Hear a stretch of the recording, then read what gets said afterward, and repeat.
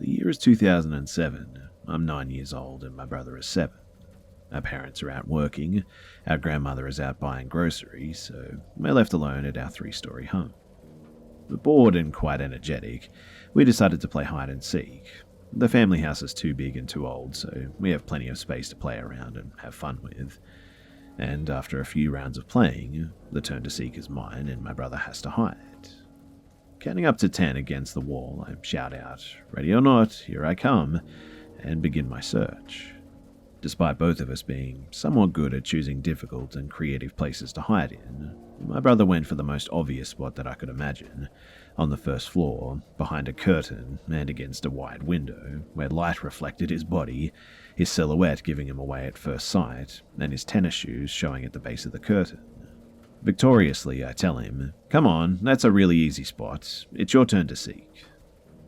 He doesn't move, and he doesn't answer, so I get upstairs and wait for him to come, sitting on a sofa against the wall with clear vision of the stairs.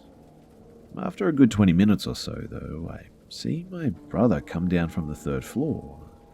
Confused, he asks me, "Why didn't you come to seek me?" I stay silent for a moment, and I ask him, "Did you put your runners at the base of the curtain?" He answers firmly, "No." He tells me that he heard me talking from the 3rd floor and assumed that Grandma arrived home and I was talking to her or something, which definitely was not the case. I tell him that I thought that he was behind the 1st floor curtain, and I ask him to come with me to the curtain to investigate. Slowly, we descend the stairs one by one, always keeping our backs to the wall and our eyes on the bottom of the stairs. And when the curtain is within our vision, there's no figure there anymore, but the shoes are still there, still at the base. Closing in, I reach out with my hands at the curtain, but there's just air. I keep pulling the enormous curtain to try and feel something, but an earwig falls from it and lands on my shoulder. Scared, I slap it away and step back. Both of us go upstairs quickly, and I tell my brother what I saw. He reaffirms to me that he definitely didn't put the shoes there and that we should stay put on the sofa until Grandma arrives, so we did. Up to this day, I still don't know what I saw back then. Since 3.5 years ago, we moved out of the home because of financial problems, and we never experienced something similar ever again. I always took my brother's word as the truth, since the last round before he hid, I was the one to hide, and I don't remember seeing the shoes on the 1st floor when I did. There's no way that he could have gone from his room in the back of the 2nd floor to the 1st floor, and then the 3rd floor in just 10 seconds without me hearing him run to put the shoes there. Plus, why would he do that?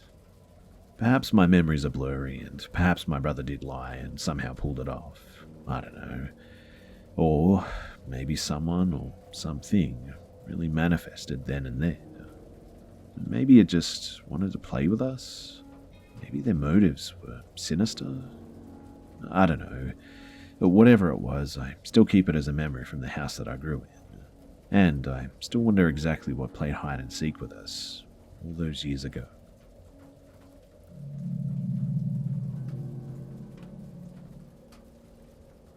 So about 2 months ago, I got hired to work in a gas station, or a convenience store, same thing to me.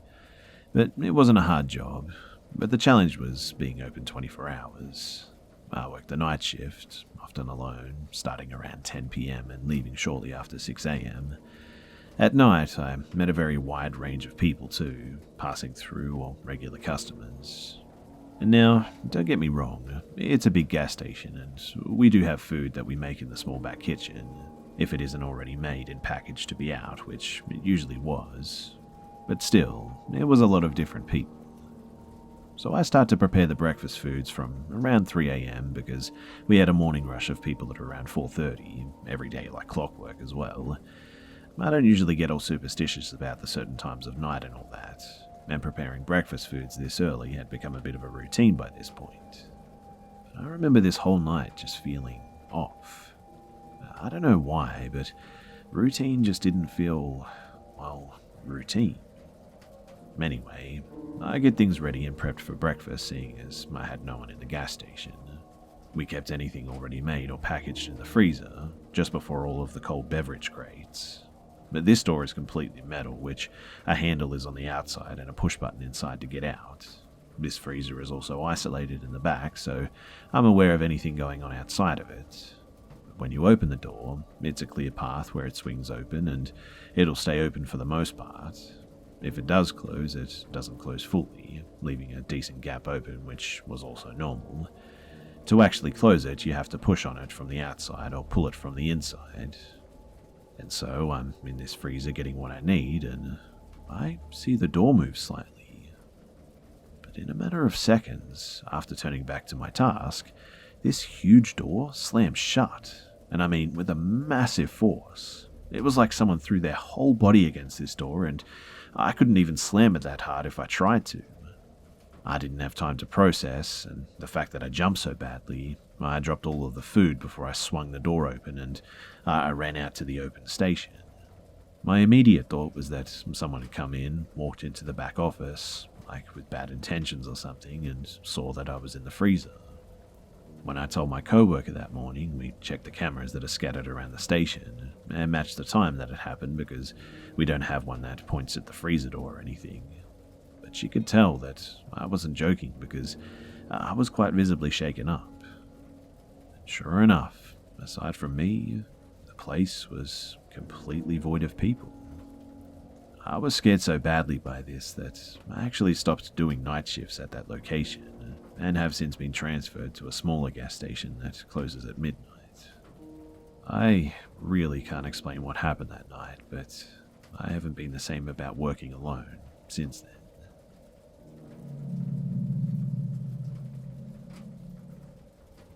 Now, I know that this is a strange one, but I decided to tell this story to see if anyone has any sort of rational explanation. I'm 50, male from Peru, and when I was young, my family, 2 sisters, mother and father, used to live in a house in a rural village next door to my uncle. We all slept in the same room, separate beds, and we didn't have electricity. Also, there was only one door to the bedroom and one window which we kept closed at night. So one night, I woke up to the sound of my sister screaming. She was shouting that somebody was in her room and touching her thigh. My dad got up and lit a candle, but there was no one in the room. The doors and the windows were closed, and we said that she must have been dreaming, so we all just went back to bed and went back to sleep. The following night, the same incident again. My sister wakes up screaming, saying that someone was moving their hand slowly up her thigh. Dad lights the candle, and there's no one there. The following night, my other sister, number 2, sleeps in her bed with sister 1. Sister 2 wakes up screaming that someone is touching her thigh. Dad checks the room with a candle again, and again there's nothing. This is when we all start to get a little bit concerned, but my parents think my sisters are just playing a very weird joke on them. The following night, my mother sleeps in my sister's bed, and my sisters sleep with my dad. In the middle of the night, my mum wakes up screaming that someone was indeed touching her thigh.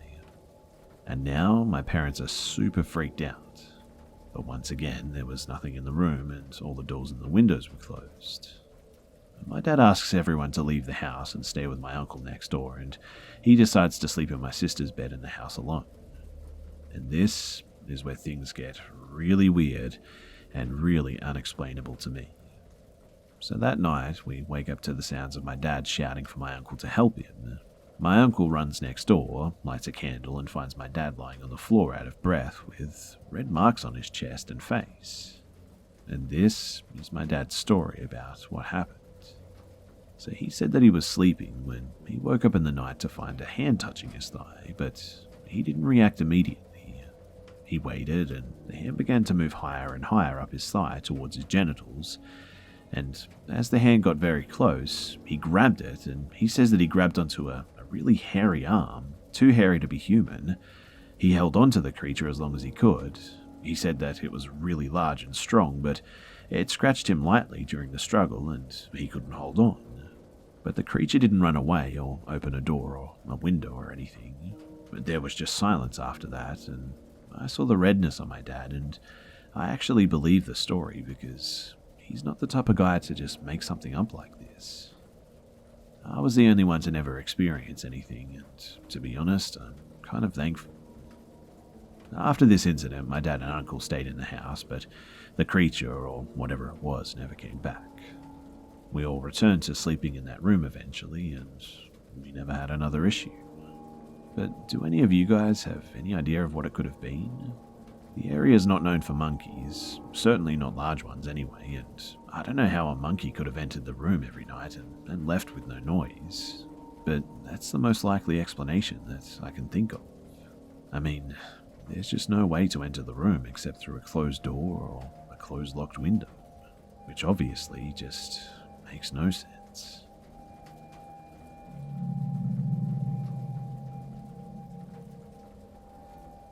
So around 10 or 11 this morning, I was about to go for a run, but beforehand, I was just chilling in the kitchen.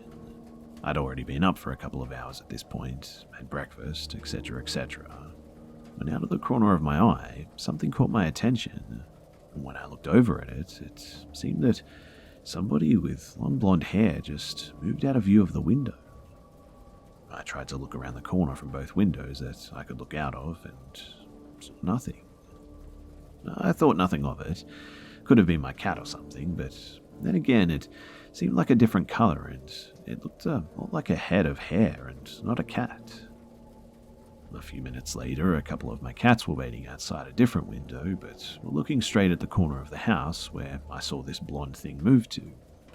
I caught the cat's attention, but then they looked right back there, which was strange, but oh well, I just carried on and went for my run. When I got back, my sisters wanted to chat, and they said to me, "Hey, do you know what happened with Dad last night?" I said no, and they proceeded to tell me that something freaked him out a bit considering what happened that morning. They told me that my dad came into their room at around 11 and asked them, "Hey, did you guys bring another girl with?" They'd been out at a music event. After my sisters said no, my dad went as white as milk apparently. He told them that when my two sisters came up the stairs, he saw a third girl follow them up the stairs, a few steps behind them. They both went into their separate rooms, and the third girl paused at the top of the stairs and then proceeded to go into my sister's room. My dad was confused at first, but thought it could have just been one of my sister's friends, as they usually have some over after these events. But no, it was actually nobody. And the weird thing is that this third girl was also blonde, like the thing that I saw briefly go past my window this morning. Now, I had not known about what my dad saw, and neither did he know what I saw. My other sister then comes out and says that a few weeks ago, she thought that she saw a blonde girl go across the landing at the top of the stairs outside my parents' bedroom, but as she just woke up in the middle of the night to go to the bathroom, she just thought that she was being all weird and stuff. Anyway, our family obviously thinks that this is some really spooky stuff, but do you guys have any suggestions on what we might need to do next?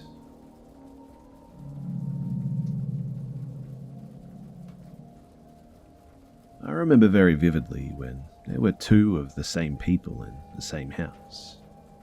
In the middle of the day, when I was about 9 or 10 years old, I think, I was leaving the living room to go to my room. I saw my dad leaving the kitchen on the other side, going the same direction as me down the hall. He was just ahead of me. My parents' room was down the hall, just like mine, right next door. I assumed he was going into his room and didn't think anything of it. Didn't say anything, didn't see his face, just assumed that he was going to take a nap or something. But instead of walking straight into his room, he turned left, where the only way he could go was into my room. I assumed that he was looking for me. Again, didn't think much of it. I was right behind him. When I turned into my room after him, he was just gone. But I saw him though, clear as day, as solid as me. It definitely wasn't something in my peripheral or a shadow. That was my dad. Obviously, I got scared. I ran into the den where he was last at. But there he was, falling asleep to the football game. I woke him and asked if he'd been in my room, and he said no, of course. But if he had been in my room like I saw, then he'd have needed to turn back down the hall, past me, and go through the kitchen again to get to the den. This always stuck with me for two reasons as well.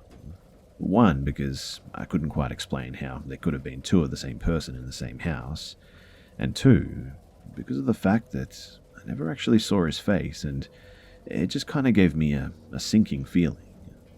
15 years later, and I still try to think of the possibilities. My first thought is that maybe it was something paranormal, as there were a few strange occurrences in that house. But I also think about the power source in the driveway. There was a big square vented area in our driveway, which I later learned was something from the energy company to power the entire neighborhood. And maybe that had something to do with it? Maybe the house somehow recorded a memory and replayed it or something? I don't know. I'm clutching at straws here. It's probably not related to, but my dad, myself, and my sister, half of my family, all dream of our old home often. We dream that we're in it as if we truly are, and it's never been like that for any other home. My dad has the most vivid ones too, where he actually knows the new family is there and they can tell that somebody is in the house. We often joke that we haunt the house in our sleep, in fact. But I know that this isn't the first time that my dad has been involved in something like this.